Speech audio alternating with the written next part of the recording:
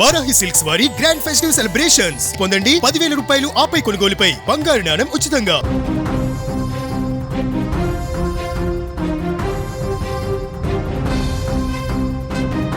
ఖమ్మం నగరంలో దారుణ హత్య.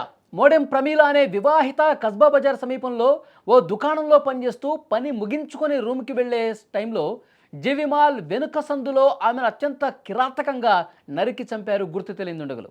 అయితే ప్రమీలను చంపిందే ఆమె భర్త స్నేహితుడు శ్రావణ్గా అనుమానిస్తున్నారు. భద్రాద్రి కొత్తగూడెం జిల్లాకు చెందిన నరసింహారావు అనే ఆర్ఎంపీ వైద్యుడు ప్రమీల ఇరువురు ప్రేమించి 2010లో పెళ్లి చేసుకున్నారు.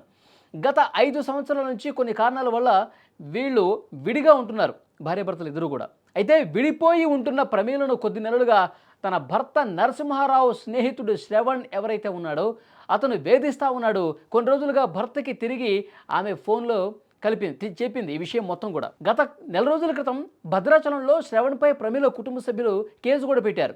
శ్రవణ్ ప్రవర్తనలో మార్పు రాలా. అక్కడ అతని వేధింపులు తాళలేక నెల క్రితమే ఖమ్మంకు వచ్చి ఓ ఇంట్లో అద్దుకుంటోంది.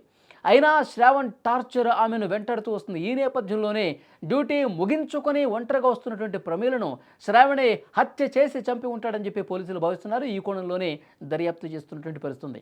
అయితే భార్యాభర్తలు ఎవరైతే ఉన్నారో వీళ్ళిద్దరూ కలిసి ఉన్నటువంటి టైంలో పెళ్ళైన కొన్ని రోజులు ఈ శ్రావణ్ అనేటువంటి వ్యక్తి ఎవరైతే ఉన్నారో అతని ఇంట్లోనే వీళ్ళు రెంటుకున్నారు. ఆ సమయంలో శ్రావణ్కి వేరొక వ్యక్తి నుంచి డబ్బులు ఇప్పించింది ప్రమీల. డబ్బులు ఇప్పించినటువంటి క్రమంలో ఆ డబ్బులు వాళ్ళు ఎవరైతే ఇచ్చారో వాళ్ళు అడుగుతున్నటువంటి నేపథ్యంలో శ్రావణ్ని అడుగుతూ ఉంది, ఇంత లేట్ చేస్తే కరెక్ట్ కాదు, డబ్బులు ఇచ్చేయండి, నేను ఎంతైతే ఇచ్చాను మీకు ఆ డబ్బులు ఇచ్చేస్తే నేను మధ్యవర్తిగా ఉన్నాను, నేను మాటలు పడాల్సి వస్తుంది, నేను అతనికి ఇచ్చేస్తాను అని చెప్పి శ్రావణ్ని అడగటం స్టార్ట్ చేసింది.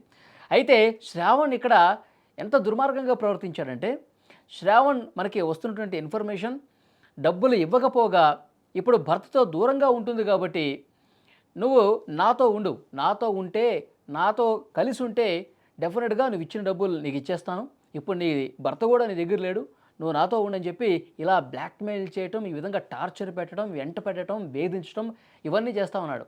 ఇతను టార్చర్ భరించలేక ప్లేస్ మార్చిన మళ్ళీ అదే విధంగా తంతు కొనసాగిస్తున్నాడు.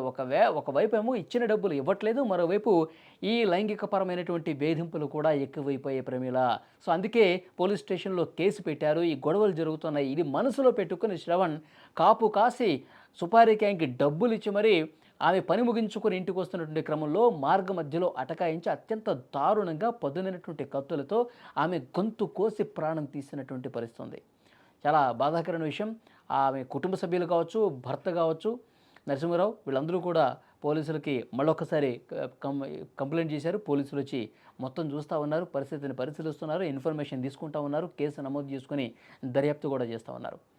చూడండి, డబ్బులు ఇచ్చినటువంటి పాపానికి ఆ డబ్బులు ఇవ్వకపోగా శారీరకంగా వాడుకోవాలన్న ఒక దుర్మార్గపు ఆలోచన ఈరోజు వాళ్ళు మళ్ళీ తిరిగి కేసు పెట్టడంతో ఈ ఘటనకి కారణమైనటువంటి పరిస్థితి. సో శ్రావణ్ని చాలా కఠినంగా శిక్షించాలి. చాలా రాక్షసులాగా ప్రవర్తించాడు. ఒక మహిళ ప్రాణం పోవటానికి కారకుడయ్యాడు. అతన్ని అసలు వదిలిపెట్టే ప్రసక్తే లేదు. చాలా అంటే చాలా కఠినంగా శిక్షించాలని చెప్పి ఆమె కుటుంబ సభ్యులందరూ కూడా డిమాండ్ చేస్తారు.